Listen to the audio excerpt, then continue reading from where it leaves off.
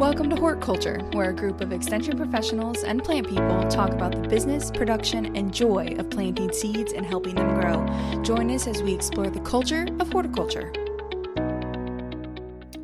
Hi, I'm Alexis, and I'm here to tell you if you're cold, they're cold too. Your plants, that is. Oh. If they're cold, bring them in, right? What is that saying? Bring them inside, yeah.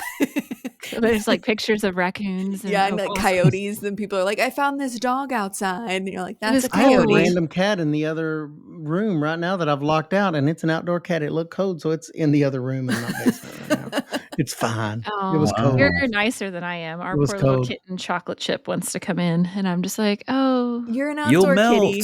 You're an outside one. You get to live in the garage with a cat bed and everything. Yeah. So our barn cat is so fluffy right now. Like, so cute. Oh, yes. It's fluffy and so cute. They're so fluffy and cute. But you know what isn't fluffy? And probably not cute, your houseplants if you've left them outside and you're in zone 7 or above. I've got a lot of below, I guess. And if they are, please tell us what kind of houseplant that is, if it is surviving in this weather and also fluffy. Yeah. So we've had nights in the teens already in Kentucky, multiple nights in the teens and below freezing, and daytime temperatures around freezing. So hopefully all of your houseplants are in by now. And we've had some episodes on houseplants, but I think one thing that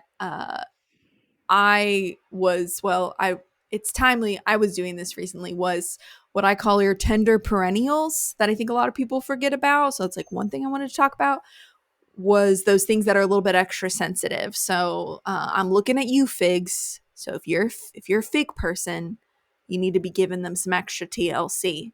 Have you even the hardy figs, Alexis? Even the name, like with a name like Chicago Hardy, needs a little extra. What's it?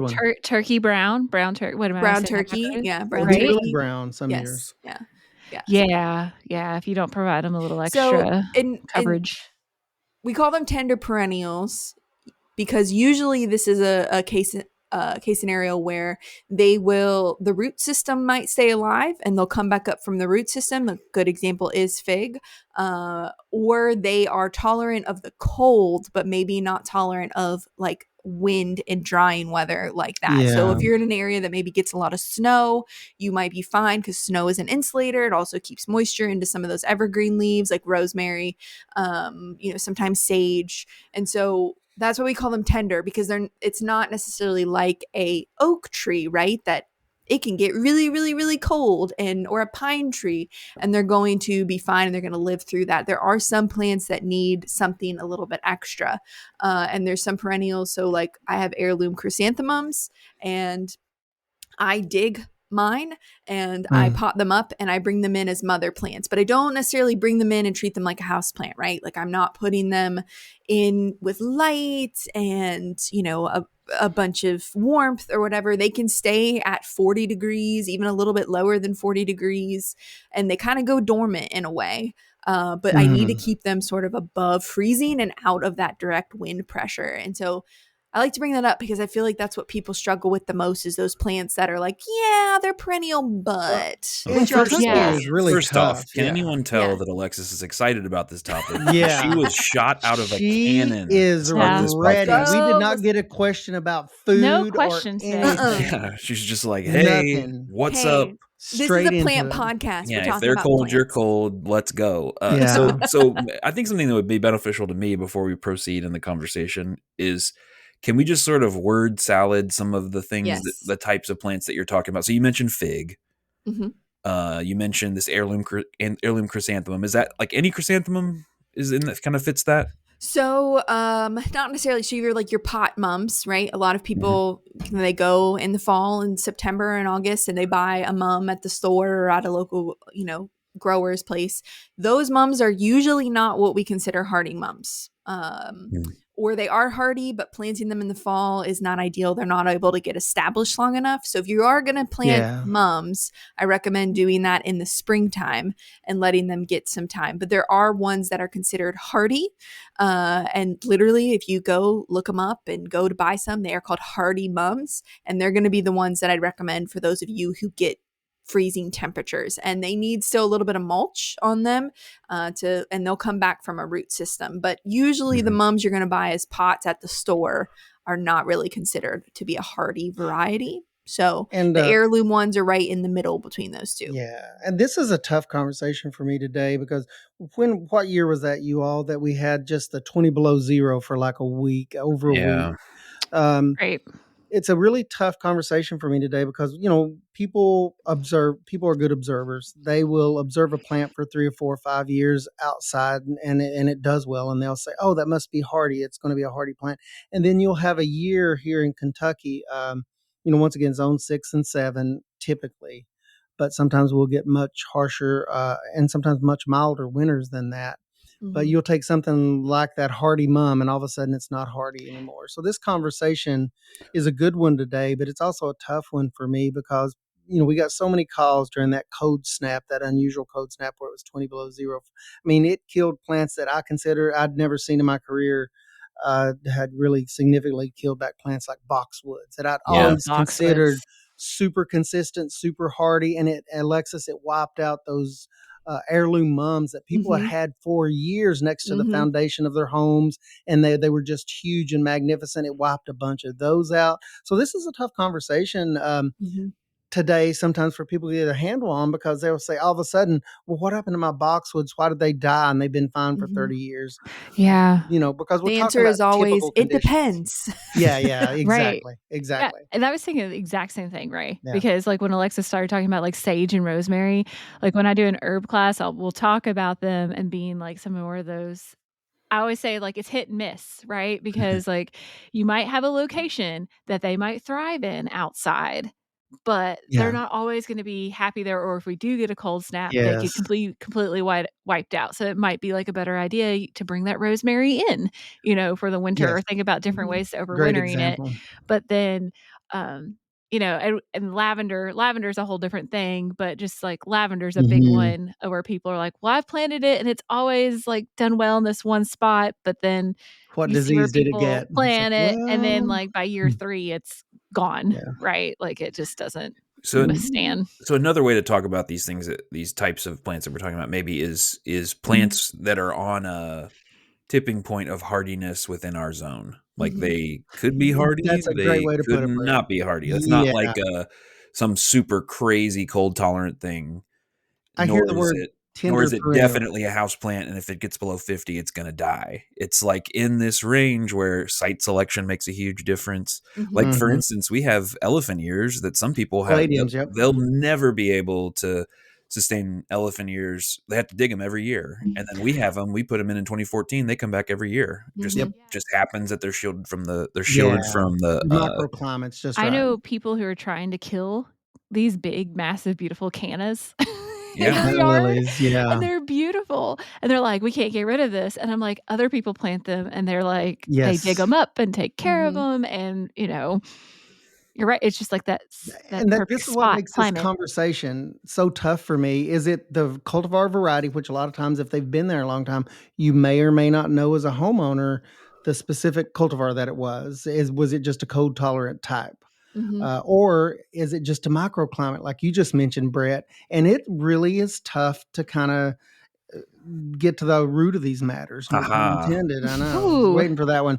But it is tough because some of these things you'll read on canna lily or, and some of these things are like caladiums, and you're like, well, they're not winter hardy, but yet people have been growing them. I know people that have been growing them 25 years and consistent, they come back. So what's the deal? We have canna lilies in a slightly different spot from our elephant ears, and they come back, and they were getting so dense that we had to dig everything out, divide, and redistribute, and we've never dug them out. Because the first year we did them, this 2014, we put them in. A friend of Annie's, her dad was a gardener and brought us some. Didn't tell us, we didn't look it up. They didn't tell us anything. We just didn't know. And they just kept coming back. And then it was only later that I discovered, some people actually dig these like as a matter of course. Normal course of business. And I think for us, thinking about like what makes those site selection, or those specific site microclimates, that one is like it's really one of the few directly south facing parts of our property. And where they're planted is not right up against, but basically right up against the foundation of the house. So you have this warming kind of heat sink effect from the foundation, along with the sun coming in and warming that soil just enough to keep them alive. And in the case of the elephant ears, they're really sheltered from the wind in particular, and so that's part of the soil, and it's also kind of up against the house, and so I think it kind of gets it gets nice shade during the summer, so it's not in the afternoon, so it's not really like having to fight for its life for the hot part of the year. It's able to kind of thrive in that way, but there's other parts of our place where if we put those out there, there's no way they would make it. I've seen in zone 5, and now there's a named variety of amaryllis, but in zone 5 it overwintered for years, and it's a red one, and I forget the cultivar, but it's a winter hardy amaryllis now, and it's marketed. I don't know if you guys have ever seen those, but it just was so shocking to see that people in Ohio were growing these things, and they consistently come back, and it's a amaryllis, a hypestrium. But it came back year after year, and here I am religiously bringing those things in and out because, my particular, cultivar does not overwinter, but here there is one, and they've kind of marketed this thing now, and it's hardy even into like zone 5, and it's pretty amazing. For those who sometimes like me struggle with when the zone number goes down, that means colder. So zone 5 is colder than zone 6, which is colder than zone 7. And so you're saying it survived. You're bringing it in a North zone 6, zone 7 situation, and it's surviving in an area that's even colder than that. That's pretty cool. But it's one of those things that I was just blown away. And that was I kind of investigated that, and it was a cultivar thing. It was intentional, and now it's marketed as such that it's pretty consistently code tolerant. But it's pretty amazing to me that some of these plants, there's a big variation within the plants depending on breeding. Some are totally not hardy in one location, whereas a different cultivar within that same grouping of plants is cold hardy. So that does make a big difference too. Are dahlias an example?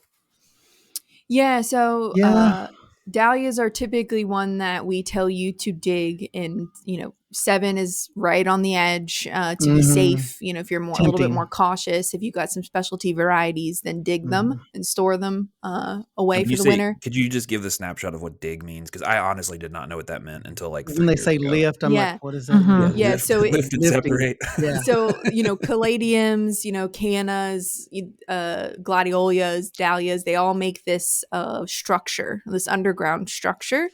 So it's either a tuber or a corm. So, something similar to potato or something similar to, garlic, or most people know what gladiolia or bulbs like tulips, right? So they make this underground structure that they store nutrients in, and it's how they get started the next spring. So when we say dig or lift, we mean we're pulling that structure out of the ground.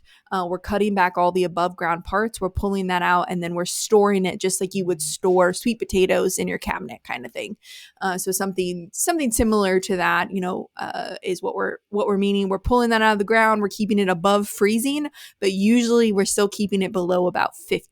For most. What's the temperature range, Alexis? 40 to 60 for most plants. Some like it more 60, some like it more 40. From a storage, that's a range, isn't it? Like from 40 a storage to 60 perspective. For storage? Yes. So I think it depends on whether or not you're wanting to keep it from going dormant. So when you're typically when you're lifting and digging something as a corm or a tuber, you're just keeping the underground structure of it, and you're not wanting it to start growing over winter. You just want it to chill. You're going to keep it between like 40 and 50, 38 to 50, basically above freezing, but below a temperature where it's going to actively start growth. But there are other cases like scented geranium or heirloom chrysanthemums or even regular geraniums. I know a lot of people will pull their regular geraniums out of a pot and bring them inside, put them in something else. So you might want to keep those growing, and you certainly could keep a dahlia growing in your house over winter if you want to. I mean, they're native to Mexico. They grow year round, but I wouldn't recommend it. It just would get really big and really leggy and really unhappy because of the lack of light. So I wouldn't recommend it. But yeah, that's what we mean when we say dig or lift. We mean pulling out of the field. The root structure. Now, the next step after... Oh, go ahead, Jessica. Sorry. Oh, I was just going to say, and you're way more of an expert on this, Alexis, the dahlia kind of stuff. But like, they can be left out there and they can survive, but it's not going to be what you think it's going to be when they come back up. Well, if they survive, not getting like too much, but they are not going to look like that same flower that you had the year before. Well, dahlias are true to type because they're coming back from like that little or like not They'll be as knocked back in some cases knocked back. Yeah. It kind of depends. So I think the key to overwintering a structure such as elephant ears or dahlias or something that is maybe technically you should dig, and like if you got a really cold winter, which sometimes happens in Kentucky and various places, every few years we get like a really hard winter.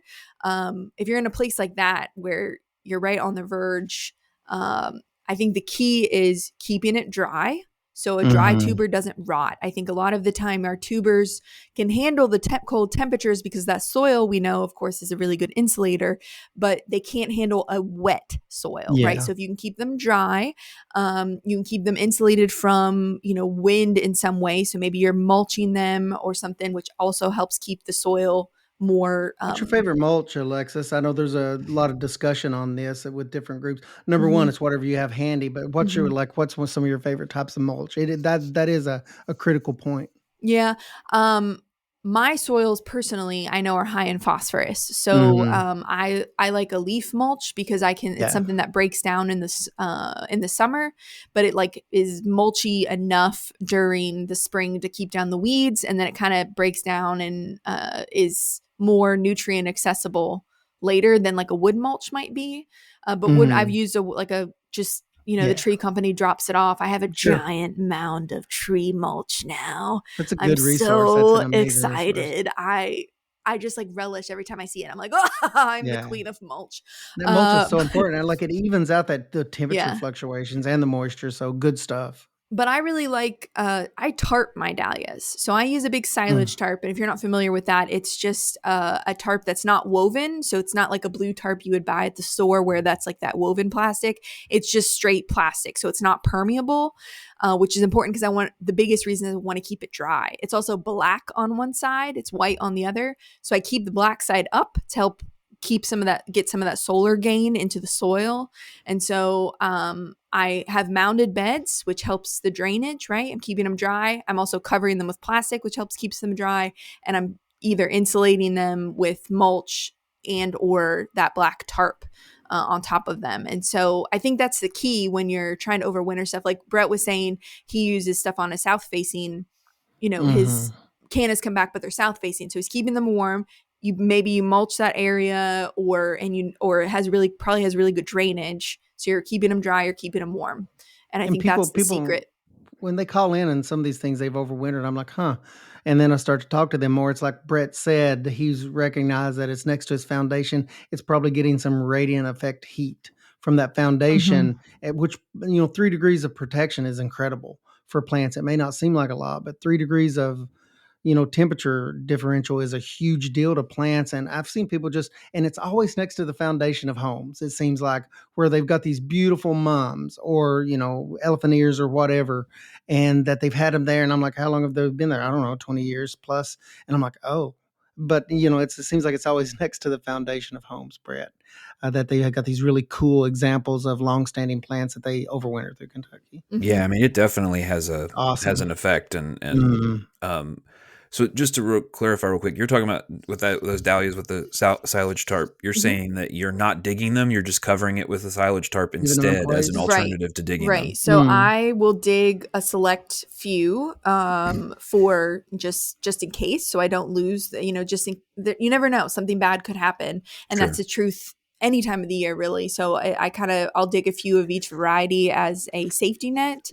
Or ones that maybe are really expensive that I want to expand. The off part about not digging, whether it's dahlias or glads or whatever it is that you can't make more. So the beauty of digging those underground structures is usually you can divide those and one plant can become 5. So I do lose out on that, but also digging is the worst when you're digging, several hundred of something. And so, I leave them in the ground and I hope for the best. And on days when it's like continuously cold and cloudy, I panic. And so if you don't want to panic all winter long, actually you will still panic if you're storing them because you're going to check them and panic about them there, but it's a different style of panic. So just in case anybody's listening and they're maybe a little confused or this is new to them, this is different from like things where there's an opportunity in the year where you can divide them, like iris, for instance. This is something where, you are propagating it, you are digging it up and dividing it. But in Irish, you could just leave it in the ground and it'll be fine, right? Yeah. This is a situation where it's like you may be digging it up or doing something else just because it needs to stay warm. And so I think for me, that mapping of what things fall into they can stay in the ground all year, all winter, Super doesn't hardy matter, or nobody not. cares, and then the stuff that falls into this category. But I mean, I'm thinking, and as I'm hearing you talk about dahlias, I'm hearing you talk about this. We haven't really done much discussion of propagation, even a deep dive on dahlias. What time of year are we typically doing that type of thing? The digging them up and dividing them and all that. Yeah, the digging up of most stuff is going to happen actually post frost. It can happen pre-frost, but for the most part, any time right around frost, right before or right after. And there's a reason for that, right? That timing, there's a really good reason botanically for that. Yeah. So the reason why most of the literature will tell you to do it after frost, the research will tell you, is because it will kill the above ground growth, but remember, the soil is much warmer, and that's where the bulb or whatever it is, is located. So it's going to stay alive. It's going to kill the above ground growth, and then that will actually send hormones, certain chemicals down to that root system that says, okay, it's time for us to go to sleep. And so those tubers and bulbs will start thickening up, so that physically the skin will start to thicken, and it'll shut down in ways that enable you to store it and for it to go long time without growing. So it is really cool.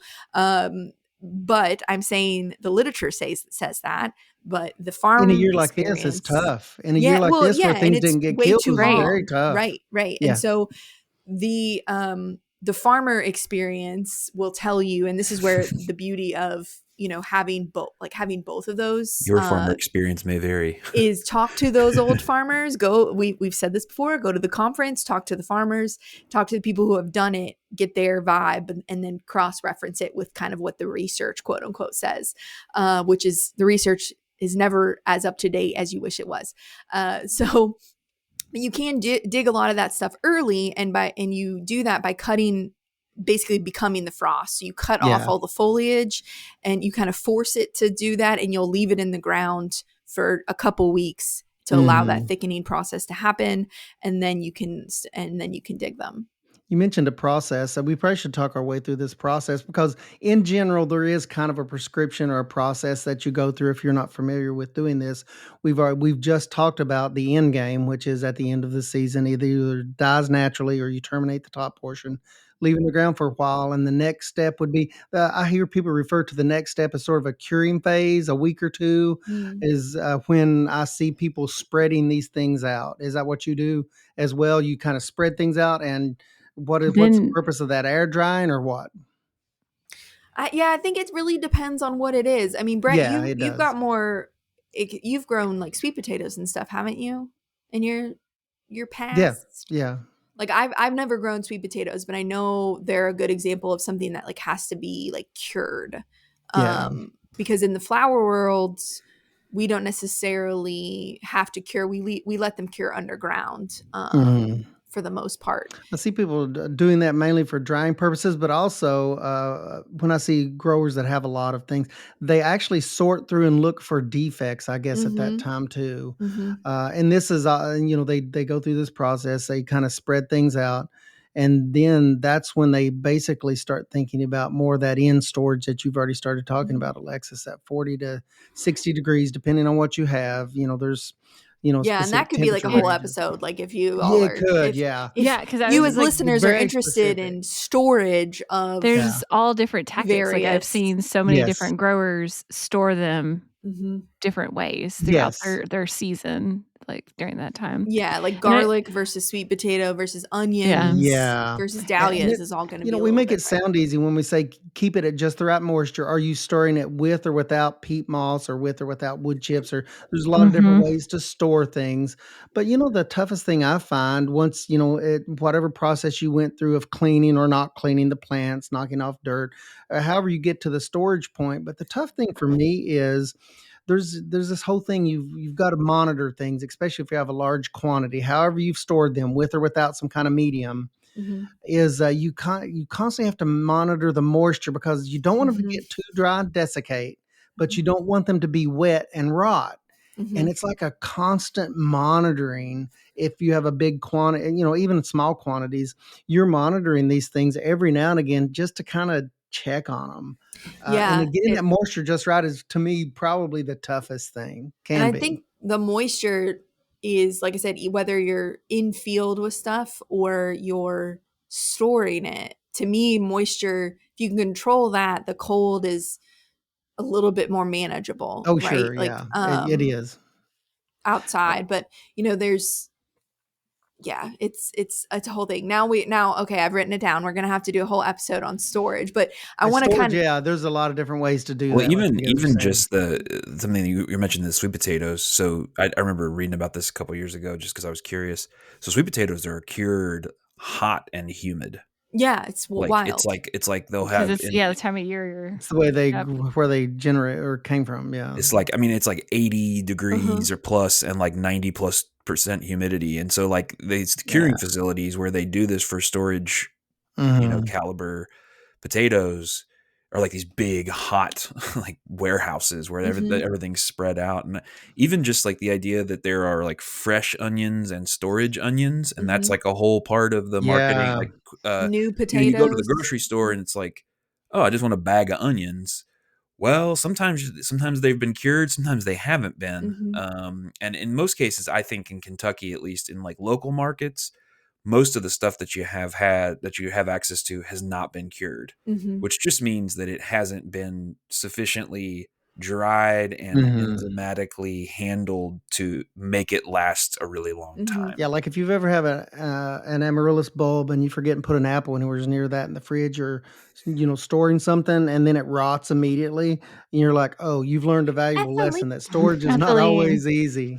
Storage is not easy in some cases. And like you said, Brett, I mean, there's a whole science behind that, and you could do a whole episode just on specific humidity ranges, temperature ranges, and obviously the bigger the operation, the more you have to pay attention to those things. But it's fascinating to me, all the different ways you can accomplish these things.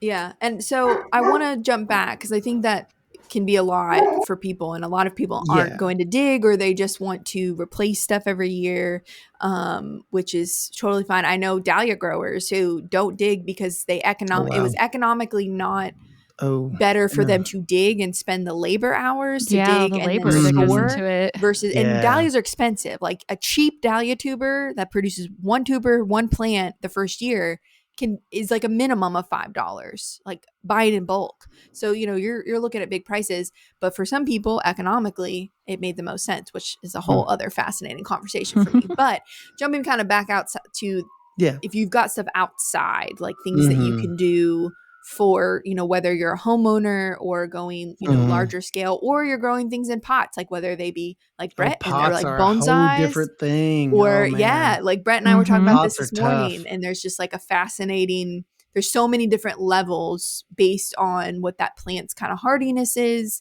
and if then when you stick it in a pot, that changes, right? Yeah, like completely. Right. If you stick it, and I'm sure you're really in tune with that, Brett. But we've did a lot of discussion. Well, why did this die? It was a hardy plant. It was like, where did you have it? And they had said, well, we had it in a big container outside. I'm like, oh, okay.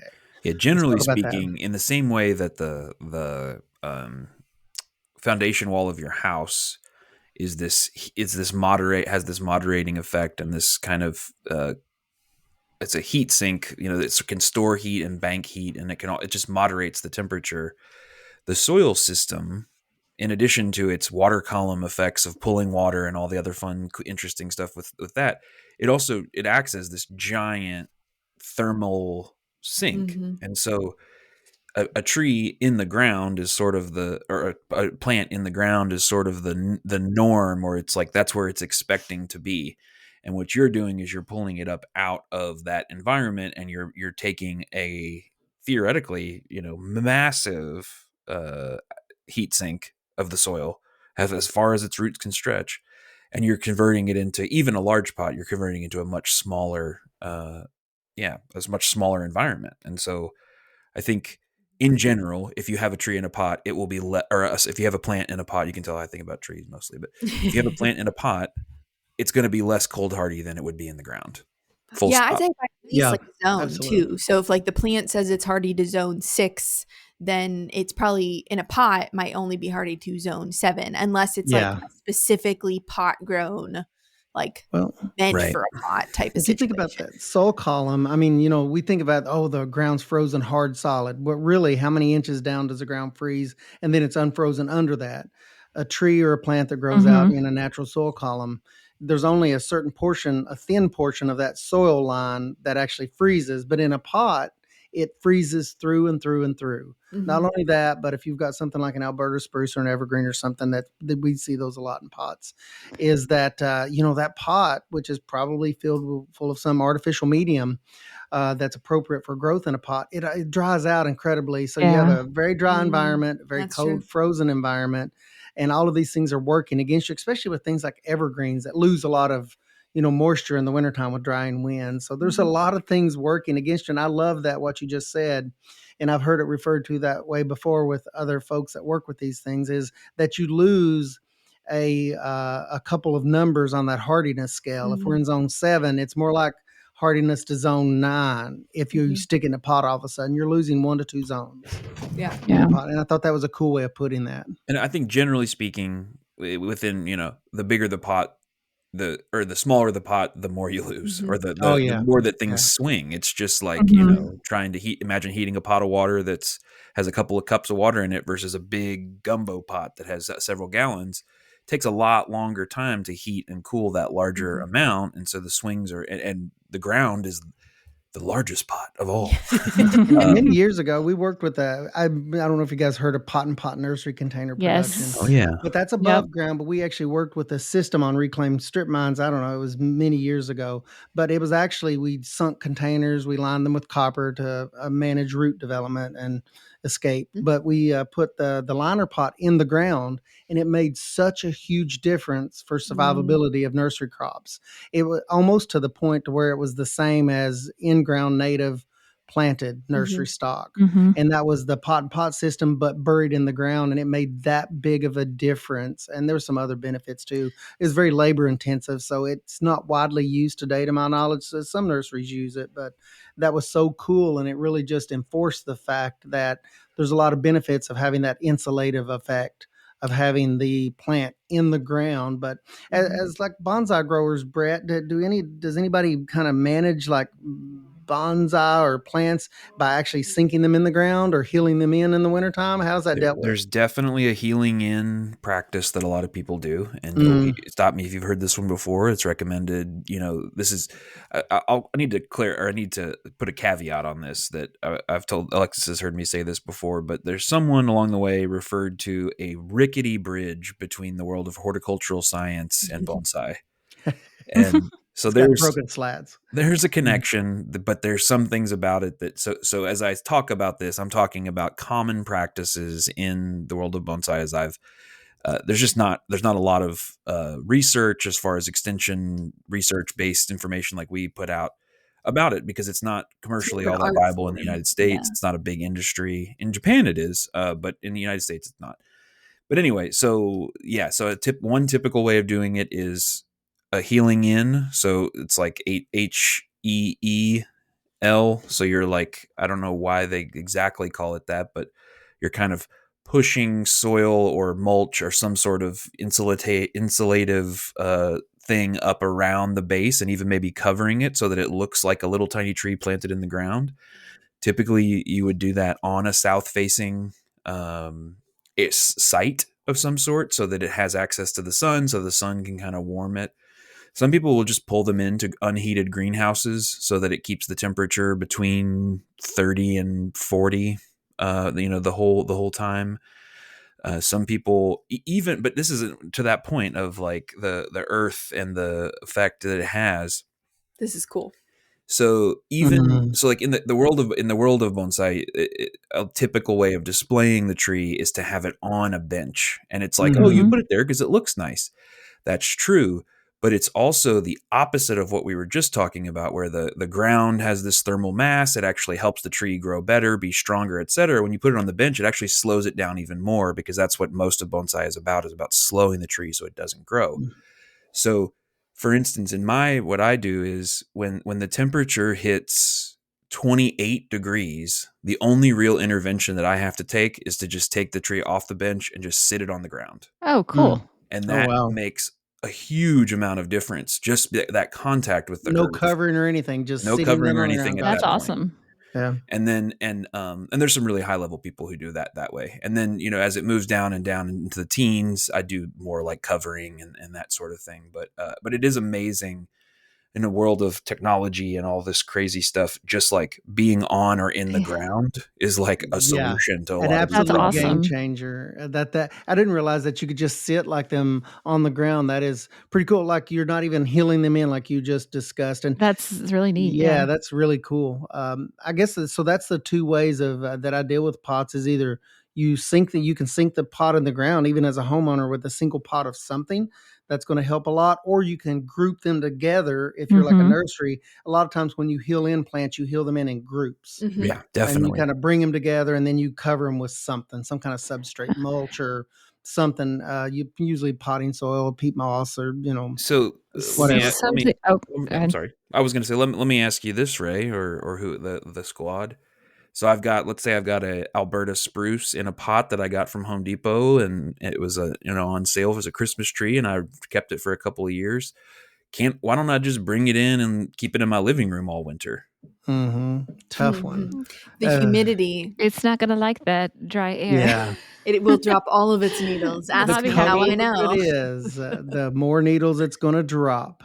And who was telling me that? Was it about figs that if you do that with a plant, that it's critical for like a couple of weeks, or very important for a couple of weeks? With an evergreen, they've already said it. The humidity is going to just really be tough on that.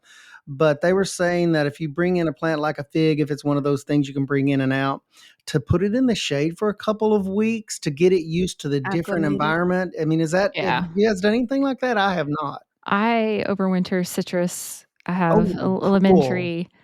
And lemon tree. Yeah, I just kind of like slowly acclimated in. That's right. They drop their leaves like a bunch if you just move them from outside the inside. And then, I'm lucky that I have like really large windows. I get a lot of bright and direct light, and they'll get pretty content and happy in that spot. But then they can definitely tell a difference if I have to move it around and it's not getting that bright light. It starts to drop its leaves. So do you kind of transition that by like doing the shade transition thing? I leave it out pretty long for like cooler nights, because citrus certain types can withstand way cooler temperatures than I think. Like most people I looked it up the other day because I was stressed. They can go to almost freezing, right? Well, a Meyer lemon can go down to like 28 for a couple hours, like just a couple hours. But I was shocked at that. So I kind of like leave mine out a little bit to make it a little hardier, I guess, in a way, like let it have that fluctuation.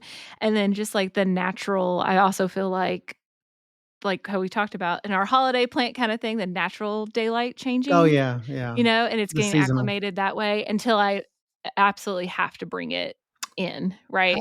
How old is it? Is it, you said it's a few years old, your lemon tree? This one is just a year old. I had a really large one, and it was a big tree with no roots. Oh, yeah. Basically. And we got it to survive almost through the winter. And then I took it out in the spring to repot it. And when I pulled it out of that pot, I was like, there are no roots on this thing. Oh, gosh. And so I tried to prune it back and, make the ratio work well, but it just did not. So I would suggest starting off with some of the smaller ones, They're easy. I always forget about citrus, and that's so cool. And I've never grown those myself much, but that's such a cool thing that you can move in and out. Are there smaller citrus plants? It's just showing my lack of knowledge in the area, but is there like dwarfing varieties that you can move in and out like more easily? Different, like Alexis mentioned, the Meyer lemons, I think, are the easiest ones to take care of. There's different limes that you can get. There's different, I've not done any of the oranges. There's like one variety of orange, but I know it's not that tasty to eat, right? Like whatever variety that is. Not like we would get from our more southern states. Even the non quote unquote dwarf varieties, because they're not always easy to find. So if you do find one, Don't be scared of it, because most like it will be so slow in the pot, and the fact that you're bringing it inside, that you're probably never going to have an issue with it being too large unless you were growing it in like a greenhouse environment, which like mine came from someone with a greenhouse, and it is literally in a huge stock tank. And it's hers is a tree. I have to put it on a cart that I have to like 2 people have to pull. So that's a little bit of a different, but if you're just like someone who wants to keep it as a like quote unquote house plants, and you get an occasional lemon around Christmas, which is always super fun, and the flowers smell amazing. The flowers smell amazing. You can put it anywhere. So yeah, I think just kind of, I just wanted to talk about this. Thank you all for indulging me on it, because it was something that I was dealing with like personally, and just kind of sending out reminders that even if it has been really cold and you're like, oh no, maybe I killed this. If it's something that's semi-hardy here, it's the kind of the start of winter, it might have died back above ground, but you can probably still like dig it, especially if it's like a root or a bulb or corm or a tuber, dahlias, stuff like that. A lot of the time, if they've not gotten too wet, they're still viable. You can bring those in if you want. But even something like, your rosemary that maybe is not in a good spot and it's getting a lot of wind pressure, can be dug, or if it's in a pot, even just moving it into the garage. If it's dormant, like a fig, for example, wants to go dormant, lose its leaves. If it's in a pot, which I think is a great idea, you can just put it in the like garage. It doesn't have to have light, because it's not photosynthesizing. So that's glad you mentioned that. Yeah. Because a call that I get a lot, and that's really popular right now, are blueberries in pots, because they're selling like the container, like, I don't know. Which is a great idea, actually, it's great, for blueberries. But I've actually had like a few people message me this fall about like, oh, I saw these blueberry plants that were at like Lowe's or Home Depot, that they're selling them, that are meant for containers. And now I have them, and what do I do with them in the fall? Because I'm afraid about them freezing. And luckily, most of the people, I'm like, oh, you can put them in your garage, right? Or shed, or just make sure they have some water. Don't overwater, and check them to be ready to move them out. Yeah. And I think something I would add, when I was asking about why not just bring the spruce inside, with some of these trees that they're not only cold hardy, they're like expecting cold. And so if you bring it into an environment that's 60, 70 degrees, it actually doesn't have enough chilling cold days to complete its normal annual cycle, which is why some trees, like the hardiness zones, work both ways. Yes. Try to take something that's really warm, that needs warm, and is very sensitive to cold, and move it up north. It won't do well. But there's also spruces and other kinds of really super cold hardies. The larches, for instance, we're kind of on a tipping point of where they don't really like it anymore, because it doesn't stay cold for long enough, and it gets way too hot. Yeah. And so like that's another aspect of it too, where it's, I actually have somebody who's just gotten into bonsai, and we were talking about, and I was like, I mean, you could bring it in for like a couple of days, but I would not leave a juniper, for instance, inside your house. That's why like the heated greenhouse kind of environment, or the garage, or things like that, is a very common. But the cold, they do need some cold. A better option there, Brett, would be, do you think, either to heal that in or sink it in the ground? Like if you're worried about it freezing, I mean, that's a great point. I mean, but you have to address that. If you see negative 20-degree temps coming, you've got a moderate sized pot. I guess what could you do? If it was minus 20, I would be, I don't know. I'd be very nervous. Yeah. If it was all bets are off. In the teens, in the teens is when I start to like take some intervention. And so for me, I take, and I have a bunch of trees, and I put them into these little like, no, they're not little. I don't know why I said that. They're like these tray kind of made out of 2x4s. They're about 3 feet by 5 feet with a grate on the bottom. And so they're just trays that I can carry a bunch with another person. I can carry a bunch of plants at once. So I pull those up onto my patio underneath overhang, and then cover them with a tarp or some sort of other thing. And the heat, the effect of the ground plus the trapping of the heat is enough in those, for me, in those kinds of. And the tarp, you're like making sure it's in contact with the ground, gets all the radiant heat. Gotcha. Literally every time that I do that, I hear Alexis's voice in my head saying like, same. If it's not in you'll see a tree and it'll just be like a ghost. Don't make it a lollipop. Hanging over it and it's not touching the ground. And I'm like, okay, I'm going to make it touch the ground, even though it's a pain to do that. Yes. Yeah. So yeah. Y'all will have to remind me in the spring to let you know my in-laws have planted an olive tree in their backyard. So it's kind of up near the house. I saw it the other night while there was snow on the ground, and I said, "Oh, is that an olive tree right there?" Did you know it was an olive tree? It's a real olive. And so they were saying, "Oh yeah, we're gonna try to put a lot of like compost and stuff around it and see what happens." So I was like, "All right." So I've seen people do right that next with to the figs. house, and yeah, we'll see. Experimentation, like a mulch snowman almost around I've it. seen straw bales. Have you guys ever observed? Like I'd be on farms and here's this stack of straw bales in a place that makes no sense, and like it'd be a fig right in the middle of it. Yeah, and like it's amazing. They've done all this elaborate hours worth of work, like building a structure in place around the fig. I have only seen one time olive trees that were being I've never seen them in containers and like overwintered and only moved in to a greenhouse if like absolutely needed.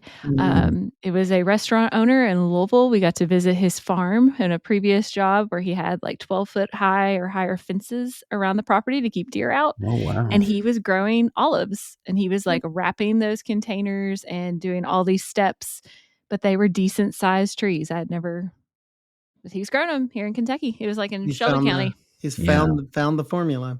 Yeah. Alexis, were you going to say something about experimentation? Because if you weren't, then I would. Yeah, no, I was going to say experimentation. Definitely experiment, and a good place to start when you're thinking about experimenting is looking at the native range of the plant. And so, like Brett was saying, like some plants need the cold, some plants don't. So if it's native to Mexico or if it's native to Canada, you might try and think about how do we mimic the natural range, right? But like I think it's really, really easy to experiment with things that are on one side or the other of your zone. So if you're zone 6, then experimenting with 7 and 5, maybe even into the other ones, if you can give it a little extra protection. But experiment a little bit and see stuff. If you get a plant on sale, extra good, because if you kill it, you're not out that much.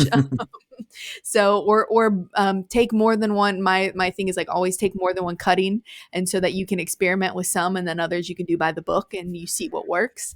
And so start more seeds, take more cuttings, all those kinds of things, and you'll never know what you might figure out on the way that will help you with pun intended. Figure out like I hope that was intentional. Figure out. I think for me, this type of stuff, this propagation, just thinking about those types of things in extension, we're limited or empowered, I don't know which one, by the fact that we kind of have to base what we're talking about on some sort of factual basis. And what that ends up doing is it makes what you say relatively conservative with regard to like, planting dates, for instance. I remember when we came out with the planting date calendar, we said we don't want to come out with it because there's all kinds of microclimates, everything's variable. It's hard to really pin down exactly when you can plant tomatoes. And so what we're going to say is it's probably safe to plant tomatoes at this date. And nevertheless, people wanted it. People wanted it on our CCD site. We have these planting date calendars now. And it was not 2 weeks after we came out with them, the comments started coming in. Well, I can plant my tomatoes way earlier than this. Good for you. I was like, oh yeah. This is a starting point. No, but like really good for you. But and that's where one of those where like I really, if you're able to experiment, and I personally do experiment, and there's a lot in the bonsai. I mentioned the rickety bridge that allows a lot of bonsai people to just do wild stuff, and sometimes it works, sometimes it doesn't. Well, the more risk you're willing to take, the more you can experiment. But I think that's the key is you have to know the more you go to the fringe, the more risk the more you get away from the law of averages. No risk, no reward. Big risk, big reward. But there's a reason why, like in some aspects of what, like the types of fields that we work in, growers are the ones who are leading on the cutting edge of trying new things, because they're able to whatever, gonna like go for, okay, I'm gonna try something different, see if it works. And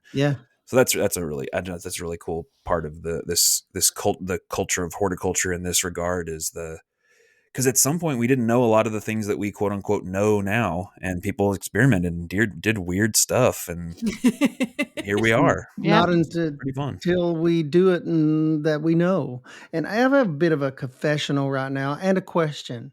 Do any of you guys need banana plants? Because I was told that they were not supposed to be hardy. So what did I do? I got a baby banana plant 3 years ago, maybe 4 years ago. And I was like, what could it hurt? I'm going to put it next to the foundation right on the corner of my fence. Well, I have a banana grove now with the largest banana plants being about 8 inches through. They're massive. Wow.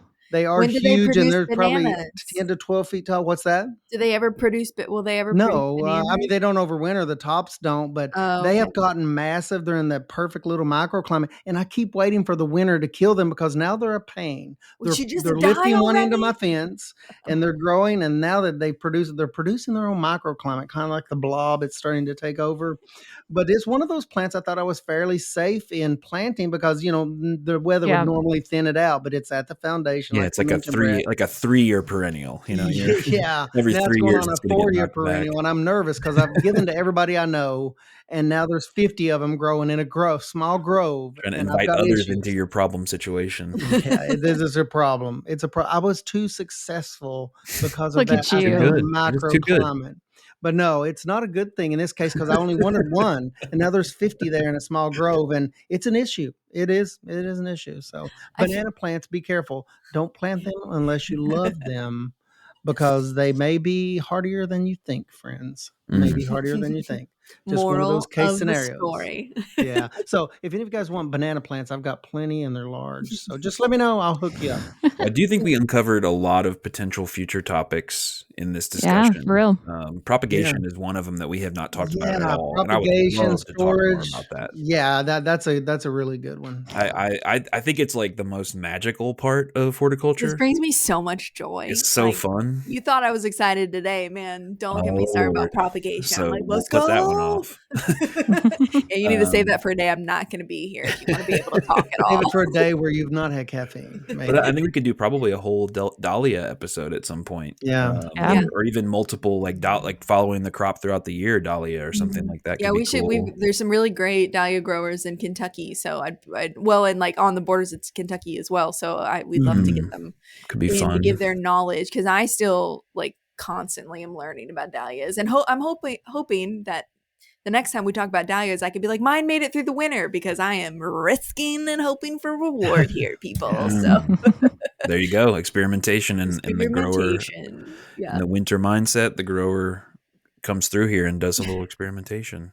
But yeah, I mean, I would just, I'm not going to do the outro because that's Alexis's thing. And she really, last time she wouldn't let me in afterwards. In the office. Well, and if you listen to Ray and I in the last episodes, we were lost. We did a great job. I was like, how do we end this awkwardly? Instagram, listen all to of us. mine are awkward, and I ramble. Fun. So please come back. Yeah, I was like, this is my voice. This is not. It's harder than you would think, right? I don't know why it becomes difficult. I am not Alexis. This is Ray. Did. I ended with that. This is not Alexis. Have a great day. That's how I ended it. This is not a drill. This is leave not Alexis. Comments that are nice and like us, please. Yes. Tell us if something came up in the course of this episode that you would like to hear us talk more about, this is definitely something I think Alexis in particular, but the rest of us too, have some knowledge about, and certainly some enthusiasm about. So this was fun. Yeah, you can leave us a review and tell us that you want to hear more about XYZ. Or you can shoot us an email, which is also in the show notes, and we all see those emails. And so one of us will get back to you after we've conferred, or whoever's most excited about your question will often get back to you. So we do answer those if you've got them. So feel free to reach out there. You can also find us on Instagram at HortCulturePod, and you can follow us and see cool stuff. We'll link all of these cool guests we have coming on there, and if you can shoot us a message as well, if that is an easier way for you to do so, we understand. But we hope that you keep listening. We hope that as we grow this podcast, you grow with us. Join us next time. See ya.